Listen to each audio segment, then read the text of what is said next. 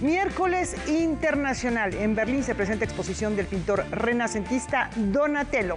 Además, en Visión Global, la presencia del presidente de Chile en México, Ileana Rodríguez Santibáñez, nos platica de la relevancia de la misma. Bienvenidos a Noticias 22. Laura Barrera, qué gusto estar contigo. Rafael García Villegas, qué gusto estar contigo. También saludamos con muchísimo gusto a Laura Regis en la interpretación de lengua de señas mexicana.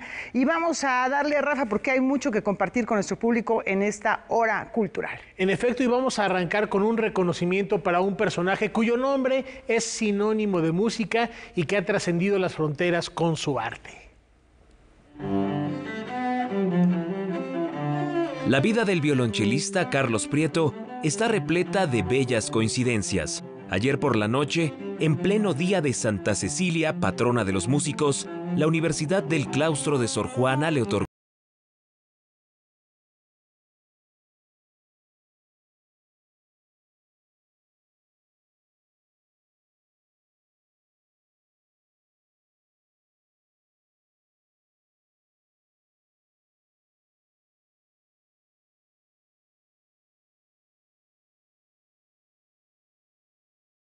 sus logros en la música le han granjeado distinciones tales como el Premio Nacional de Ciencias y Artes, la Medalla Bellas Artes y ahora la presea Sor Juana Inés de la Cruz.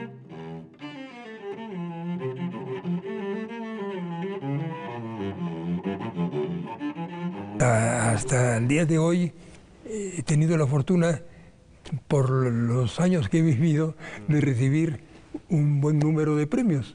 Cuando lo recibo, siempre siento un gran agradecimiento, como es el que estoy sintiendo hoy. Carlos Prieto ha estrenado más de un centenar de obras para violonchelo, la mayoría compuestas o dedicadas a él. Sin embargo, después de muchos años, su músico predilecto sigue siendo Johann Sebastian Bach, quien se convirtió, tras quedar cautivado por el quinto concierto de Brandenburgo cuando era apenas un niño, en el gran acompañante de su trayectoria vital y profesional. Anoche no podía ser la excepción. Para expresar su gratitud en el lenguaje que mejor conoce, el músico interpretó la suite para violonchelo solo en do mayor del genio barroco.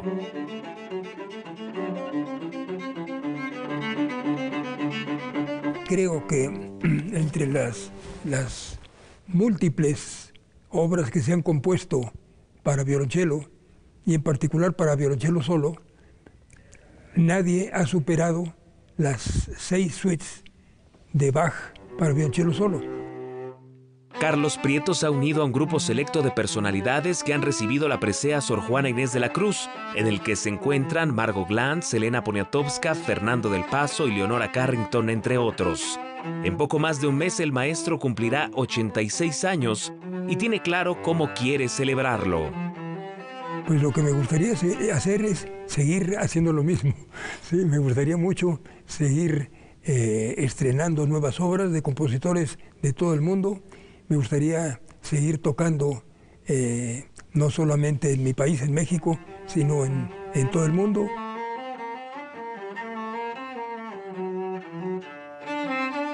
No me siento cansado, al contrario, me siento muy animado para seguir esta labor. Para Noticias 22, César H. Meléndez. Bueno, y si tienen la oportunidad de leer su libro Aventuras de un violonchelo, no dejen de hacerlo porque además de conocer anécdotas de su vida, de sus viajes, de sus conciertos, también pues ahí descubriremos la historia de este instrumento, la laudería, el tipo de instrumento que el propio maestro Prieto interpreta. Y bueno, mañana de nueva cuenta el sueño se concreta. Este año Tengo un Sueño contará con la participación de 2.100 niños, De estos, 900 estarán en el escenario del Auditorio Nacional. El resto hizo el gran telón que se montará en los siguientes días y que fue ensamblado pieza por pieza durante el campamento que se realizó en Morelos. El telón se llama el fandango de los píxeles. El píxel es como la mínima expresión que puede tener una imagen y uno con otro se va convirtiendo en un todo. Y eso es lo que vimos al inicio del campamento. Ustedes vinieron igual que yo los primeros días y están los espacios seccionales, por ejemplo, están las tubas solas, las violas, los cornos, los instrumentos tradicionales, las jaranas, las arpas, por otro lado, el coro, el semillero de danza, el de circo. Y están cada quien montando su repertorio con enorme disciplina. Hoy ya estamos viendo tutis, en donde está la orquesta completa, está el coro con la orquesta y está el ensamble escénico de teatro, el de artes escénicas. Entonces ellos, por ejemplo, estas niñas y niños que están haciendo teatro, que han escuchado la música en una grabadora, ahorita están oyendo esa música en vivo, hecha por otras niñas y niños, con una orquesta y con un coro. Eso es emocionantísimo. En el país existen 329 semilleros creativos. En Tengo un Sueño estarán representados 129, destacando el semillero Armónicos.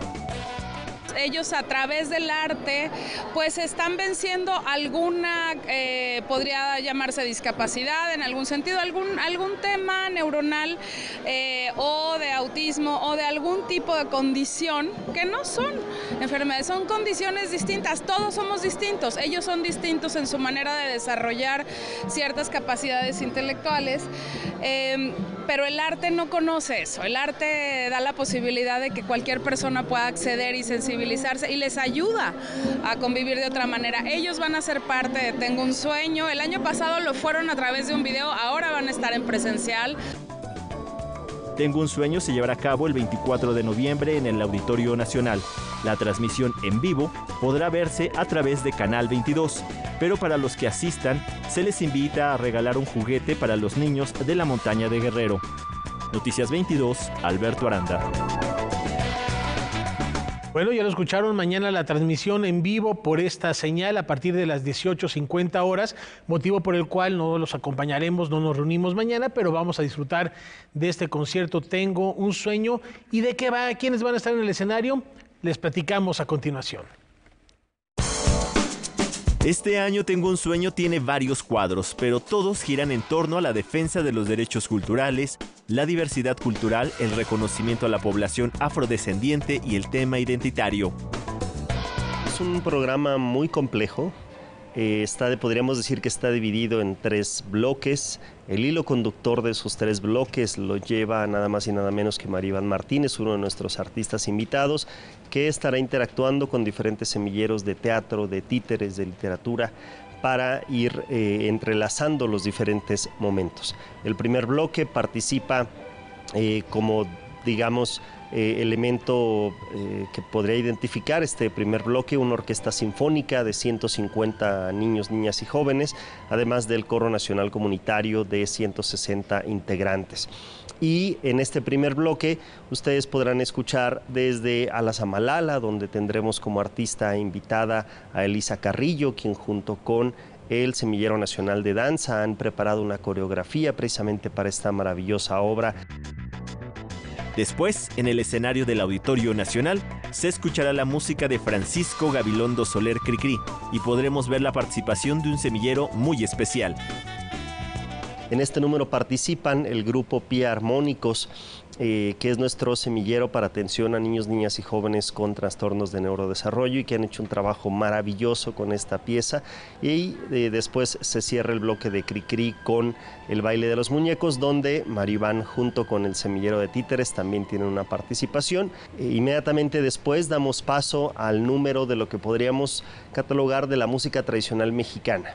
sale toda la Orquesta Sinfónica Comunitaria, entra la Orquesta de Música Tradicional Mexicana, son otros 110 chicos que están participando y que hacen como primer número Nuestra Casa es un País, una canción, una pieza escrita por el maestro Enrique Quesadas con letra de Eduardo Langagne, y que junto a Lila Downs interpretaremos precisamente Nuestra Casa es un País, que habla sobre todo del orgullo a la identidad.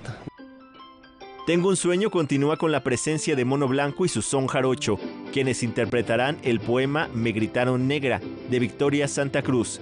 Este bloque cierra con la Sonora Santanera y Alejandra Robles La Morena, con el tema Afroméxico Sí, autoría de Susana Harp.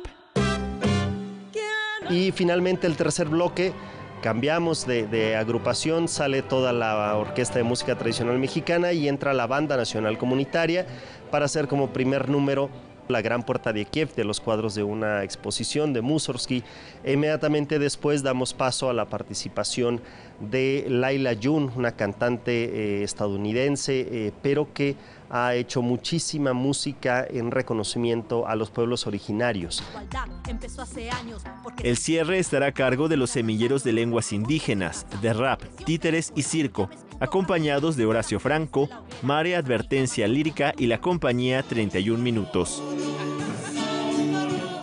Las nuevas tecnologías nos aproximan a los procesos de las artes escénicas de la mano de Miguel Sabido.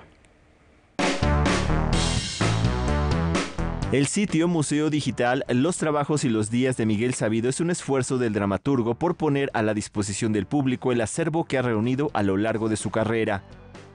Un museo digital es apenas una ventana a ese inmenso conocimiento que ha hecho el queridísimo Miguel Sabido a partir del reconocimiento de las raíces culturales de México.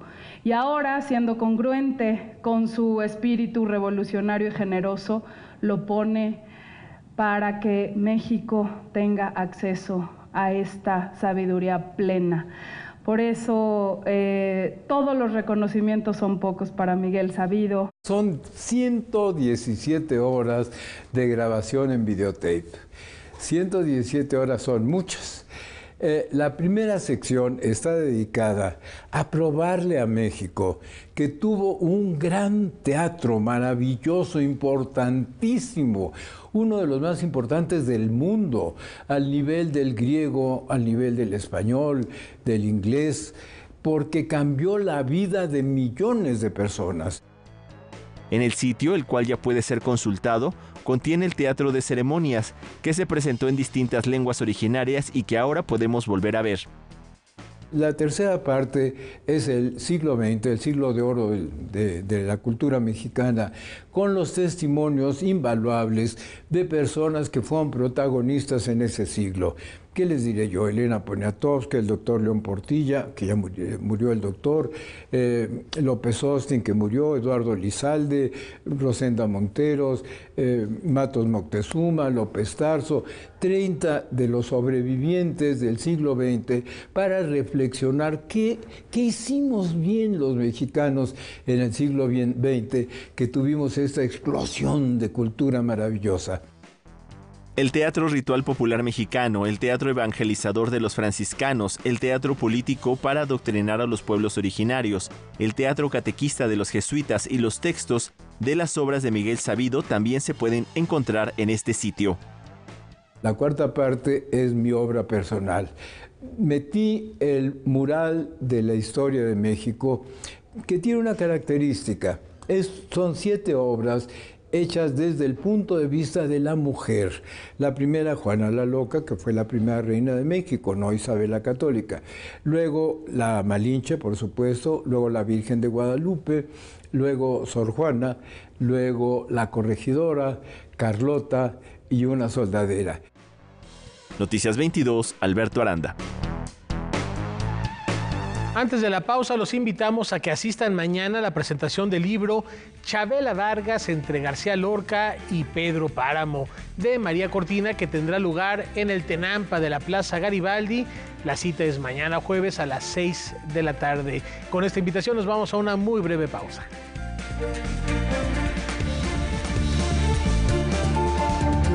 Tramitar mi INE es valioso porque es muy importante que mis valores se vean reflejados en las decisiones de mi país. Estoy muy emocionada porque por fin mi voz va a contar. Porque ya es tiempo de tomar mis propias decisiones. Ya puedo tomar decisiones, ya puedo votar. Así empecé mi cumpleaños, yendo por mi INE. Si ya cumpliste 18 años, ve al módulo del INE y tramita tu credencial. Haz tu cita en INE.mx o llama a INETEL 804-33-2000. Mi INE es valioso porque me identifica y nos une. Próximamente, nueva programación. Para Santiago Roncagliolo, las historias son buenas cuando hablan de algo que se guarda en silencio. Como gente que actúa en nombre de Dios, en nombre del bien, en nombre del amor, termina destruyendo a lo que se supone que debe amar. Y justo los silencios es la constante en su más reciente novela, Y líbranos del mal.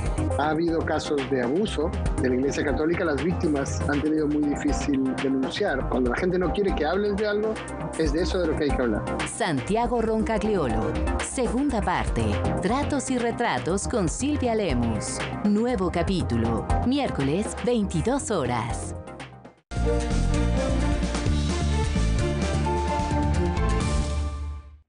Docs MX encuentra ecos aquí, en nuestra pantalla. Canal 22 se suma a la difusión de la creación del séptimo arte, con la transmisión de cortometrajes documentales, surgidos de la 17ª edición del Festival Internacional de Cine Documental de la Ciudad de México, Docs MX.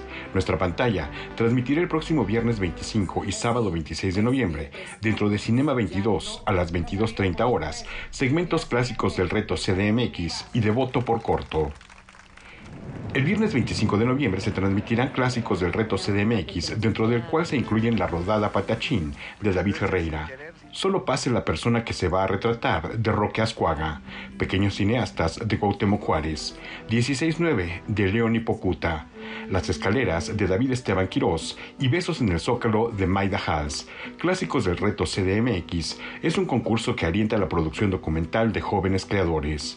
El sábado 26 de noviembre toca el turno a voto por corto, con Flor de la Montaña, de Yovegami Ascona, Lodo, Brote, Semilla, de Iliana Alarcón y Hugo Vivar, En la Casa de la Luna, de Montserrat Corona, Sobrevivir o Votar, de Eddie Galván, Cecilia y la Felicidad, de Johnny Olán, y Cuchilla, de Alberto Sánchez. La cita es este viernes 25 y sábado 26 de noviembre, a las 22:30 horas, dentro de Cinema 22. Los ritmos del smooth jazz y el bossa nova se fusionan para inundar el lunario.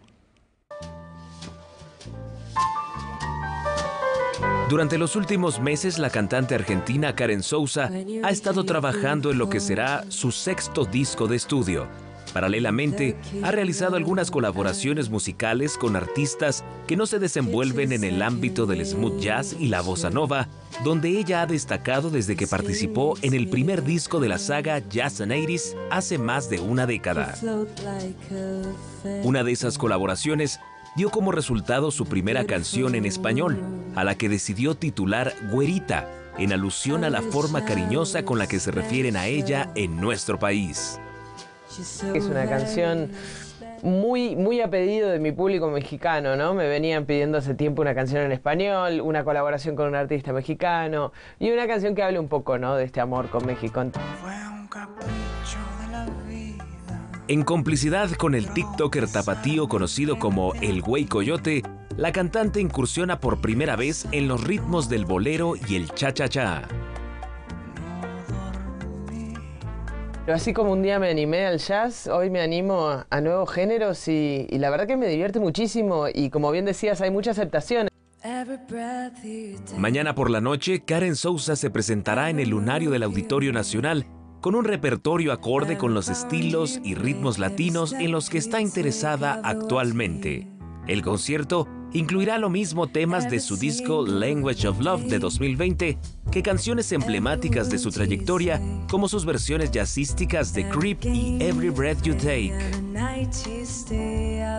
Every Breath You Take es la más escuchada, por lo menos aquí en México, y hace un par de semanas estuvimos celebrando los 50 millones de escuchas, cumplieron 50 millones de escuchas. Sigue generando, se sigue escuchando, sigue generando, sigue siendo una de las pedidas. Durante el concierto sonarán por primera vez algunas canciones de su sexta producción discográfica. Ya vamos a presentar canciones antes de que estén grabadas, por lo tanto sonarán de manera única esa noche. Es una formación bastante más grande de la que usualmente llevamos, que es un trío típico de jazz. El regreso de Karen Sousa al lunario del Auditorio Nacional tendrá lugar mañana a las 9 de la noche. Para Noticias 22, César H. Meléndez. El Museo Nacional de los Ferrocarriles está de fiesta con una propuesta que incluye desde conciertos de rock folk hasta un mercado. La 9ª edición del Festival Vías Alternas de la Interculturalidad, que se desarrolla desde mayo pasado, se enfila a su cierre con una serie de actividades que incluye exposiciones, presentaciones, una serie radiofónica y un mercado.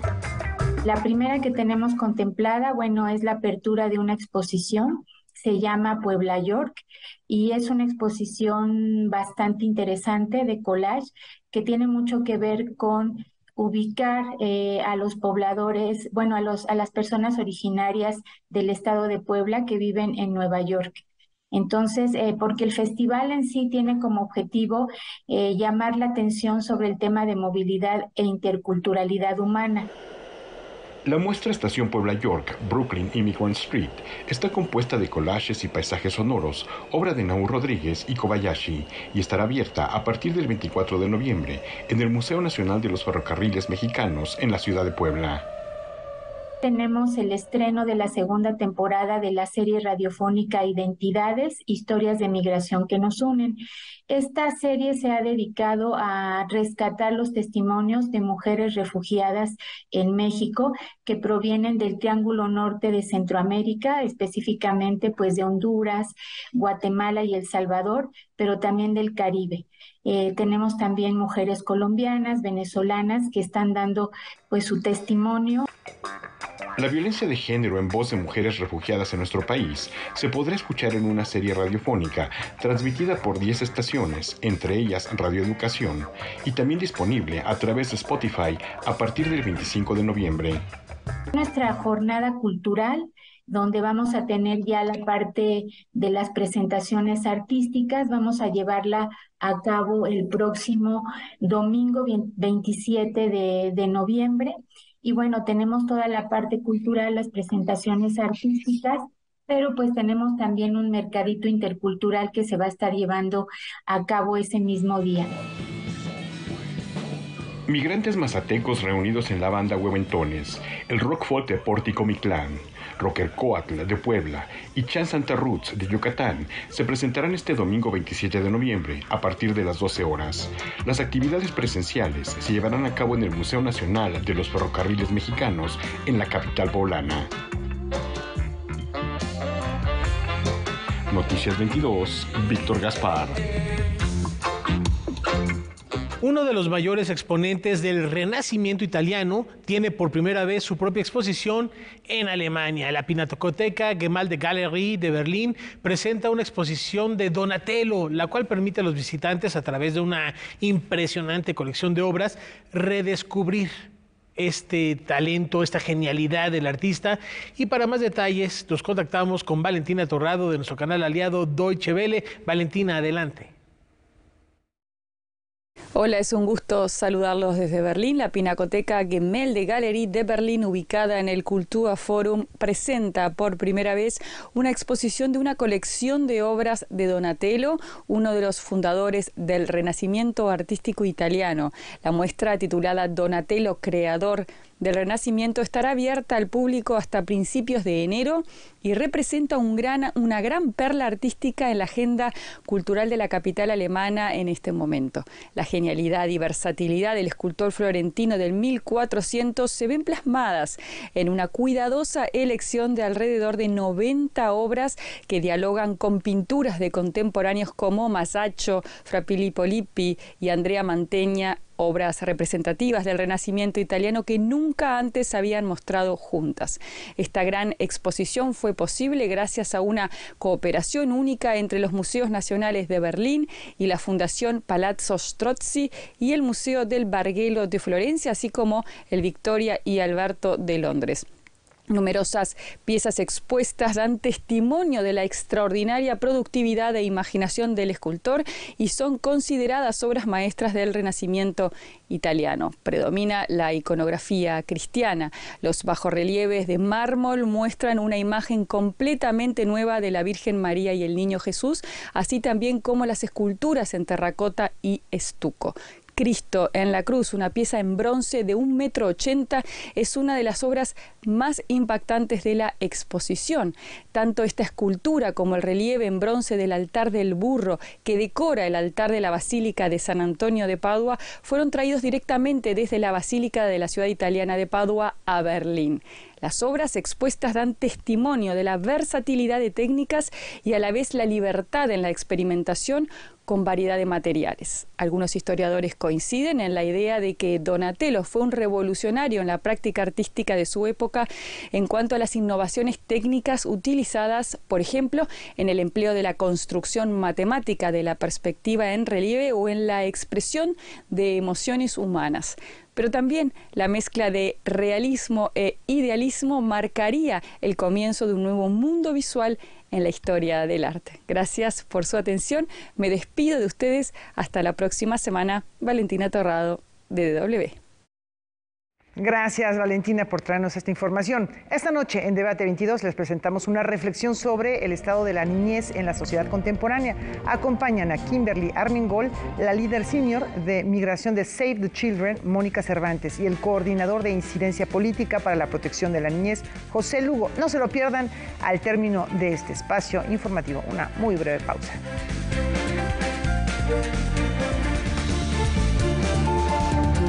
Este es el maíz olotón.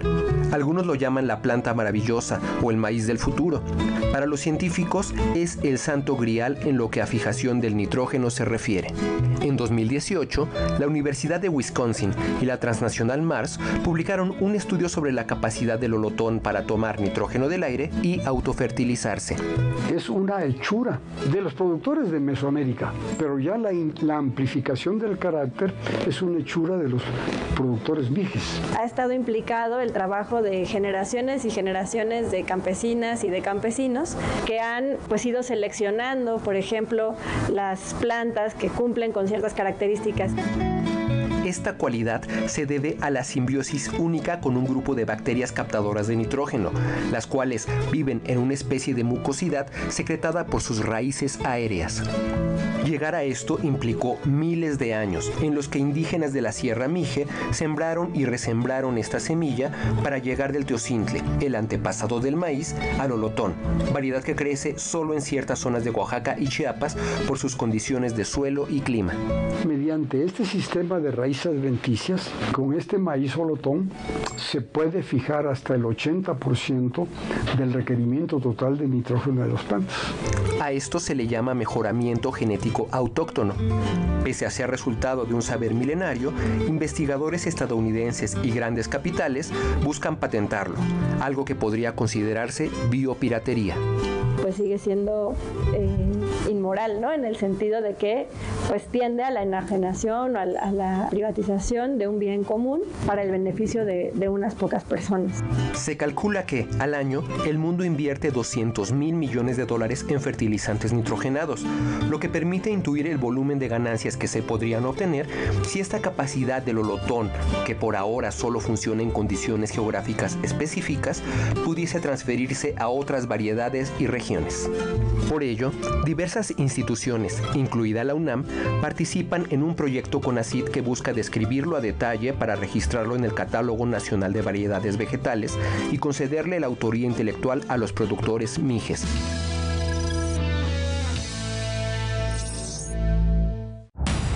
Todas las miradas estarán en MX, nuestro cine.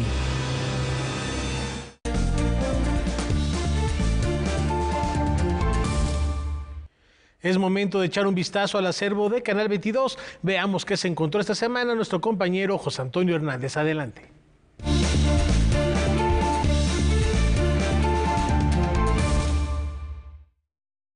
El bronce es su medio perfecto para expresarse. Las máscaras y el cuerpo humano es su sello particular. Le ha dado alas a México. Es Jorge Marín y sí, también está en el acervo del Canal 22. Con más de 35 años de trabajo artístico, ha participado en más de 200 exposiciones colectivas e individuales expuestas en México y el mundo. Sus obras representan la lucha entre la frialdad del bronce y las emociones que evoca el sujeto. El balance de los equilibristas y sus figuras aladas se han convertido en su sello personal. Ha sido un deseo, una búsqueda de reconocer las diferencias fisonómicas que conforman América como tal, ¿no? Entonces, bueno, pues mi conclusión es que es un gran crisol y una mezcla que no ha terminado y que va generando finalmente todo un mosaico muy grande a nivel no solamente fisonómico, sino cultural, evidentemente. Otro rasgo notable en el trabajo de las esculturas de Jorge Marín es la máscara, un intento de despersonalizar sus esculturas y convertirse en otro medio de expresión de un cuerpo que contiene símbolos universales en sí mismo. No pretendo para nada hacer un estudio antropológico, es definitivamente un estudio, casi diría yo, poético, y de hecho partimos se ha hecho un maridaje ahí muy sabroso con la obra de Pablo Neruda, hablando de temas poéticos, donde se trata de dar una forma, un perfil a lo latinoamericano y a lo americano en general. Jorge Marín reconoce en la escultura el potencial para generar identidad, pero más allá de ello, para reivindicar al ser humano. Yo sí noto un retomar de la escultura y en general de las artes en la vida pública y en la cotidianidad sobre todo. Para mí algo sucedió, hubo un momento en el que el arte, entre comillas, decidimos mandarlo al cementerio de los museos para que a lo mejor alguien lo viera, pero la verdad es que una humanidad sin un arte en la cotidianidad es una experiencia pobre, te hace individuos incompletos. Ha incursionado en diversas dimensiones escultóricas, desde la miniatura a monumental, aprovechando el espacio público, generando un diálogo sin precedentes entre la obra de arte y el espectador. El arte de Jorge Marín es capaz de penetrar en la vida cotidiana de los humanos, cambiar el paisaje urbano, transmitir y contar historias propias y de otros. Noticias 22, José Antonio Hernández. En el marco de los 16 días de activismo contra la violencia de género, los invitamos a ponerse en otra piel.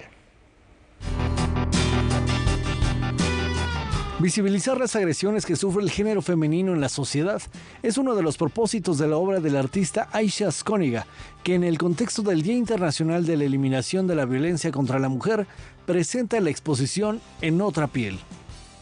Mi obra siempre ha girado en torno a la posición de la mujer en la sociedad,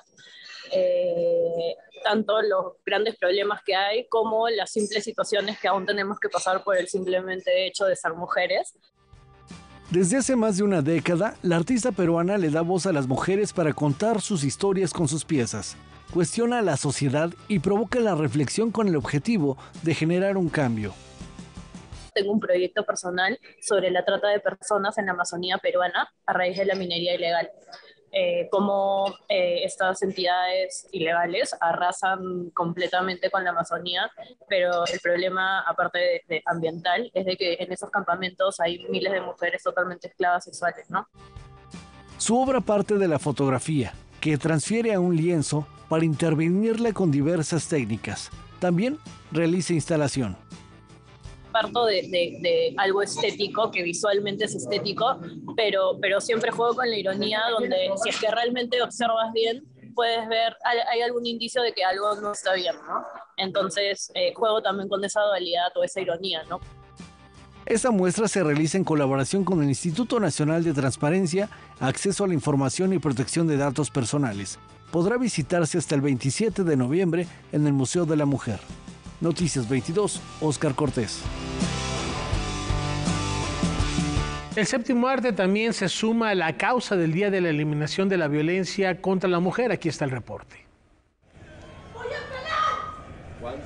En el marco de los 16 días de activismo contra la violencia de género, el Instituto Nacional de las Mujeres y el Instituto Mexicano de Cinematografía organizan la muestra de cine Mujeres Construyendo la Paz, conformada por 18 películas que podrán verse de manera gratuita del 25 de noviembre al 10 de diciembre en la plataforma Filmin Latino. Se escogieron películas que tuvieran perspectiva de género, de interculturalidad, que promovieran el respeto de los derechos, que fueran vidas, historias de vida que movieran a esta reflexión. Y casualmente, pues estas películas seleccionadas, pues un porcentaje importante, prácticamente el 80%, fueron dirigidas por mujeres.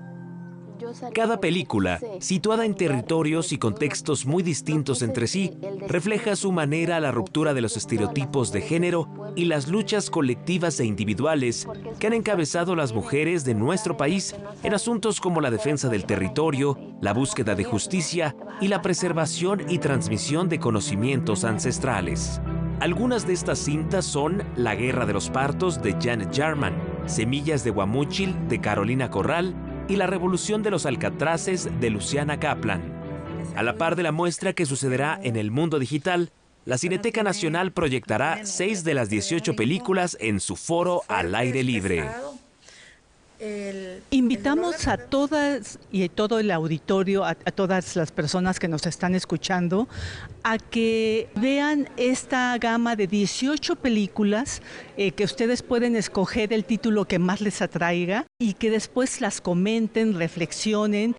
Mi ingreso a este lugar, como a todas, al principio me impactó. Para Noticias 22, César H. Meléndez. Y para el colmo no sabía leer ni escribir. Y ahora vamos a continuar tras el rastro de las grietas del pasado. Esta es la tercera entrega de doble lectura a propósito de la cultura de la prevención.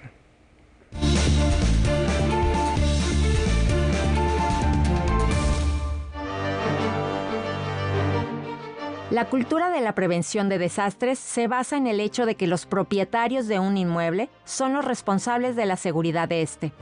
Los especialistas entrevistados han advertido que las construcciones se dañan no solamente por sismos, sino también porque la carga a la cual están sujetas durante su uso o vida útil, lo cual tiene que ver con el peso del mobiliario y con remodelaciones mayores, las deforman lateral o verticalmente, afectando su resistencia.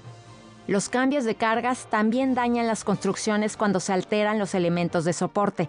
Por ejemplo, una casa-habitación que cambia de uso a escuela, templo o gimnasio. Pero una vez que el daño está hecho, ¿cómo se puede diagnosticar de manera correcta? Tenemos que hablarle única y exclusivamente a un ingeniero estructurista. ¿Por qué? Porque son los especialistas que estudiaron el comportamiento de las construcciones, los modos de falla, y son los únicos que les pueden dar un diagnóstico correcto y el qué sigue después, cómo atenderlo. Un tratamiento. Los arquitectos e ingenieros civiles llevan durante su formación materias de estructuras, pero no son especialistas. Formalmente lo debe de hacer un director responsable de obra o un corresponsable en seguridad estructural. Así lo indica el reglamento de construcciones. De primera mano, los que salen a hacer estas evaluaciones iniciales son las unidades de protección civil, tanto locales de las alcaldías como de la ciudad. Ellos hacen una primera evaluación de las estructuras y ubican si existe algún riesgo. Si tienen existen daños de moderados a severos, esos ya tienen que ser analizados por especialistas. No todas las grietas significan peligro. Las horizontales y verticales normalmente se presentan en donde hay un cambio de un muro a otro y pueden deberse a una mala construcción. A las grietas diagonales en los elementos estructurales, en los muros de nuestras viviendas, se les debe poner mucha atención, especialmente si ya atravesaron el muro completo, pues implican que la construcción se deformó porque le falta rigidez y, por lo tanto, resistencia. Respecto al grosor de las grietas diagonales, los especialistas entrevistados indicaron que cuando tiembla, normalmente se abre la grieta y al terminar el sismo se vuelve a acomodar un poco la estructura, lo que hace parecer que la grieta es muy pequeña. Sin embargo, al menor sismo se va a abrir porque ya perdió resistencia. Si tengo mi casa y se me dañó un muro, tendría que ver por qué sucedió. Si solamente es un muro, a lo mejor tengo una sobrecarga muy importante encima de él. Pero ¿qué sucede cuando en mi casa más allá del 50% de los muros están dañados? Significa que hay un daño, una afectación grave, y para empezar no tendría que estar dentro de mi vivienda, tendría que desalojar. El tema es muy amplio, pero para cerrar, los especialistas advierten que deben evitarse las remodelaciones que contemplen modificar muros y paredes, ya que esto puede dañar las estructuras de una construcción. Y en el caso de los edificios, la estructura es un bien común de todo el condominio. Es urgente seguir fomentando una cultura de la prevención ante desastres. Para Noticias 22, Katia León Monterrubio. Oigan, ¿y qué pasó con la Alianza del Pacífico? La doctora Eliana Rodríguez Santibáñez nos cuenta después de esta pausa.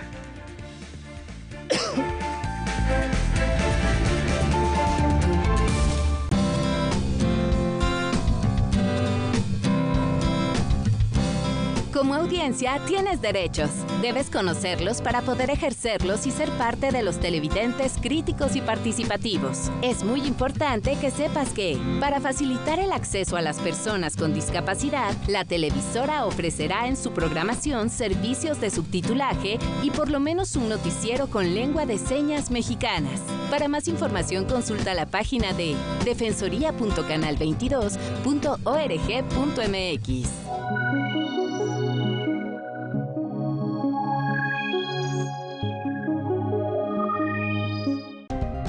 39 millones de niños en América Latina tienen problemas por el clima extremo, pero también por la pobreza. Son millones los que abandonan sus países y toman a México como el país de paso para llegar a Estados Unidos. Muchos de estos pequeños viajan solos, muchos otros son mexicanos que llegan con la esperanza de poder llegar a Estados Unidos. ¿Qué pasa con la infancia? ¿Cuál es el estado de la niñez en nuestro país? Para eso nos acompaña hoy a las 9 de la noche Save the Children. Hoy, 21 horas.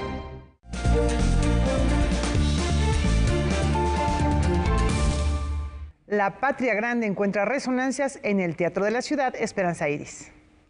No le temo a la muerte. Su tesitura de contralto, con profundas resonancias y matices graves, llamó la atención desde que tenía 13 años. Se formó en la Facultad de Música de la UNAM y con profesores particulares. Ha explorado diversas posibilidades de expresión: la música popular, la ópera.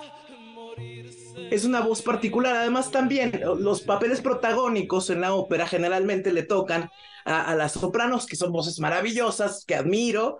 No es que ser antagónico sea malo, pero pues como que uno cuando es adolescente dices, como que no me encanta, ¿no?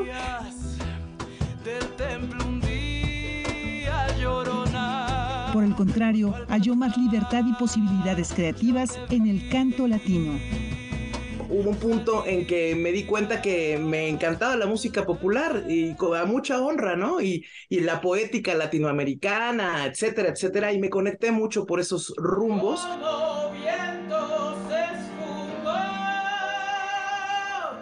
Tras la contingencia, Atenea Ochoa regresa con todo a presentar su disco Patria Grande al Teatro de la Ciudad Esperanza Iris. Es bellísimo poder cantar estas canciones que son un homenaje a América Latina, una celebración de América Latina con sus autores más importantes, o no los más importantes, pero algunos de ellos. Y bueno, pues voy a estar con músicos, arropada con músicos maravillosos del ámbito del jazz, también del folclore, también del rock, porque soy ecléctica. Este sábado 26 de noviembre, Atenea Ochoa ofrecerá además un adelanto de su siguiente producción, con canciones de su autoría y de compositores contemporáneos. Noticias 22, Laura Barrera. Esta calle de la que les platicamos a continuación es, como tantas otras, testigo mudo de la historia, pero la particularidad es que tiene más de 5 siglos de tradición. Como parte del proyecto 500 años, Coyoacán es el museo, inició la restauración de la calle Francisco Sosa, una avenida emblemática en la demarcación del sur de la Ciudad de México, que ha sido fiel testigo de nuestra historia desde mediados del siglo XVIII. Francisco Sosa es una de las calles más hermosas, más lindas, no de México, no de América Latina, de América. Fue una presión sobre los duques de Pignatelli, que eran descendientes de Hernán Cortés, que no habían invertido nada en Coyoacán, y el virrey de la Nueva España los obliga a hacer una inversión aquí. La calle de piedra basáltica en años recientes ya presentaba diversas afectaciones, por lo que se tuvo que intervenir bajo la supervisión del Instituto Nacional de Antropología e Historia. Las calles estaban deshechas. Esta es una primera etapa, es tan grande la calle que va a ser por etapas. Ahorita se están atacando las etapas más críticas. Por ejemplo, entre Presidente Carranza y Pino, que era ya no puedes caminar, o al principio periodista Salvador Novo. Lo más importante, no puedes empezar a restaurar si no hay un estudio técnico, y es con lo que estamos iniciando. Hemos estado consultando arquitectos como el arquitecto Rogelio García, gran experto. El proceso de restauración se terminará en un periodo de aproximadamente 3 años. 30 centímetros. Con esta propuesta va a cambiar la manera de percibir el mundo a través de nuestros oídos. Vean. Inició el segundo encuentro internacional Alquimia Vocal en el Exteresa Arte Actual, que tiene entre sus objetivos sensibilizar a la escucha como una manera de percibir al mundo, a partir de la cual todos los sentidos se activan. Y es toda una semana dedicada a la pedagogía vocal para las artes escénicas, para cantantes, actores, bailarines, curiosos de la voz. Tenemos por ahí algunos poetas. Y el objetivo es pues poder entrenar el cuerpo como instrumento más allá de la voz. Especialistas en la materia nacionales e internacionales, como el saxofonista y poeta estadounidense Elliot Levin y el artista sonoro Fernando Viguera, ofrecen clases magistrales y conciertos. Además, se llevan a cabo laboratorios y escuchatorios. No pensamos en un calentamiento, pensamos en un trabajo del cuerpo físico, desde la conciencia de la columna vertebral. Toda nuestra fisionomía la estamos trabajando por las mañanas, en este caso con Esparta Martínez, gran bailarín de buto, y tenemos algunos escuchatorios, que son sesiones precisamente de escuchas, donde tratamos de trabajar la escucha como percepción. El viernes 25 de noviembre a las 6 de la tarde, los artistas Sarmen Almond, Esparta Martínez y Arthur Henry Fork ofrecerán el concierto Musas y Caprichos, una mezcla de voz, música electrónica e improvisación. Noticias 22, Karen Rivera. Lo prometido es deuda, la Alianza del Pacífico y la visita del presidente chileno a México son temas esta noche en Visión Global. Aquí está con nosotros la doctora Ileana Rodríguez Santibáñez. Adelante.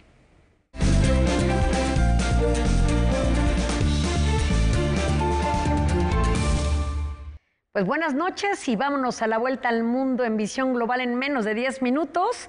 Y bueno, vaya agenda importante, tan cuestionada, criticada y comentada. Para entrada hay que decirlo, este acuerdo de la Alianza del Pacífico es uno de los 14 tratados de libre comercio que tiene México. Y este acuerdo supone la colaboración de países como Chile, Colombia y por supuesto también tenemos a México y a Perú. Pero vamos, ¿qué es lo que está pasando? Bueno, pues miren, la presidencia de este mecanismo comercial y de integración económica la tiene en este momento México y tenía que pasar la estafeta a Perú al presidente Pedro Castillo, quien enfrenta diferentes situaciones y vaivenes en su contra desde que asumió la presidencia. Recordemos que el sistema constitucional de Perú permite incluso mociones de censura que pueden remover al presidente. Así es que ante diferentes frentes ideológicos y políticos, Pedro Castillo no podría asistir este 25 de noviembre para recibir la estafeta de la Alianza del Pacífico. En ese sentido, entonces, el mandatario mexicano tomó la decisión de no celebrar esta reunión cumbre entre estos 4 estados, pero ya habían invitaciones abiertas, por supuesto, a los integrantes y a países invitados como Ecuador, que sí es de los que confirmó que vendrá en estos días el presidente Guillermo Lasso, y por supuesto también había invitado al presidente de Brasil, al presidente electo Lula da Silva y también al de Argentina. Estos países invitados ya no asistirán, pero están llegando de manera individual el presidente de Chile, que hoy tuvo su reunión con el mandatario mexicano, y los próximos días llegará Guillermo Lasso y por supuesto Gustavo Petro de Colombia. Este tipo de mecanismos lo que fomenta es no solamente el intercambio de bienes y servicios, sino que estimula la inversión extranjera entre estos países y por supuesto protección a propiedad intelectual y la posibilidad de ventas a gobierno. Esto genera mayor competencia entre los actores económicos y estrecha vínculos en las cadenas de suministro que quedaron tan dañadas tras la pandemia y tras la interrupción de todo lo que tiene que ver con la guerra Rusia y Ucrania. Esos fenómenos han venido a aletargar o a alentar estas cadenas de suministro que hoy más que nunca necesitan revitalizarse. En ese sentido hay que decir que nosotros tenemos un intercambio muy importante con los miembros de la Alianza del Pacífico que también quieren sumar a otros estados que se asocian de manera formal, entre ellos precisamente la propia Ecuador. El intercambio de bienes agrícolas es indispensable en la región.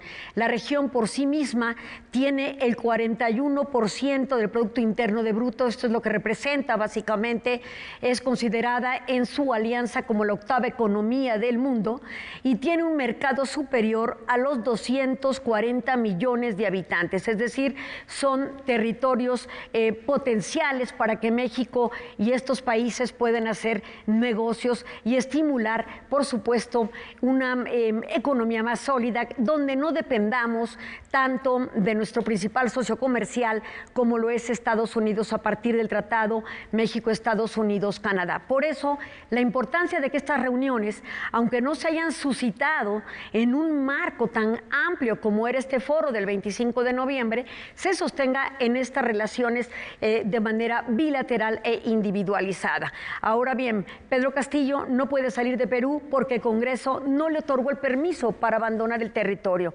¿Qué es lo que va a ocurrir con esta cumbre? El presidente Boric, hoy precisamente, en una declaración conjunta que emitió con el gobierno mexicano, hará de buenos oficios porque la próxima semana Pedro Castillo estará en Chile y en ese espacio buscarán la oportunidad para que sea Lima o Perú la que básicamente sostenga el foro de la Alianza del Pacífico y se pueda hacer este relevo tan importante. Por supuesto, hay que analizar también la postura de los estados. Es muy importante ver cómo, por ejemplo, la agenda de Boric y también la de Gustavo Petro tienen como un eje muy importante la protección a ciertos productos agrícolas con el tema, por ejemplo, del uso de ciertos pesticidas. Así es que esto también en aras de la protección del medio ambiente y que heredamos particularmente de una solicitud muy importante de la COP27 o este foro de medio ambiente, donde lo que se pretende es evitar el calentamiento global a 2 grados. En ese foro tan importante hay que decir que Gustavo Petro de Colombia, por ejemplo, anunció importantes políticas a ejercerse en Colombia para proteger precisamente parte de la selva que ellos tienen de la propia Amazonas. Así es que va a ser muy importante el tema ambiental que se pueda poner en la mesa y vamos a ver también de qué manera pueden llevar a cabo esta reunión. Hay que ver también cómo se posiciona el liderazgo de los mandatarios y particularmente del mandatario mexicano, que ya con anterioridad ha querido unir a los países de América Latina de diversas formas. Recordemos que el mandatario mexicano, cuando convocó o presidió la presidencia pro tempore del mecanismo de la CELAC o la Comunidad de Estados Latinoamericanos y del Caribe, allí refirió a la necesidad de generar un mecanismo de integración más parecido a lo que hoy tiene la Unión Europea y tratar de evolucionar de manera más unificada. Ese sí que es un gran reto para los países de América Latina, si consideramos que en las recientes elecciones del Banco Interamericano de Desarrollo, prácticamente cada estado postuló a su propio candidato. Quizá si hubiera habido más unión entre estos estados, hubieran podido posicionar a un solo candidato y mostrar esa unidad que tanto requiere el continente y precisamente mostrar este músculo político y este liderazgo que tanta falta hace en la región.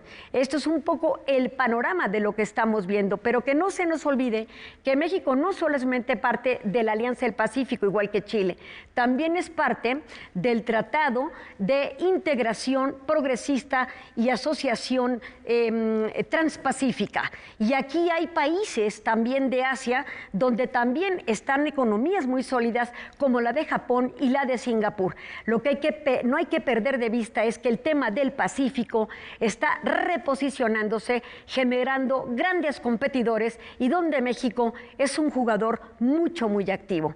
Así las cosas en Visión Global. Muchas gracias, Ileana. Importantes reflexiones, no solo de lo que sucede en la región que ya bien refieres, con estos acuerdos, con estos tratados, que van mucho más allá de lo comercial. El juego político, el juego social y el juego del medio ambiente son fundamentales para tener en cuenta. Muchísimas gracias por habernos acompañado en Noticias 22 este año y nos vemos al próximo en Visión Global. Con todo gusto. Gracias, doctora Ileana Rodríguez Santibáñez. Nos vamos, mi querida Laura. Sí, muchas gracias, Ileana. Y se cumplen 160 años del natalicio del compositor argentino Alberto Williams, quien unió en su obra el folclore musical, parte del mismo de su tierra.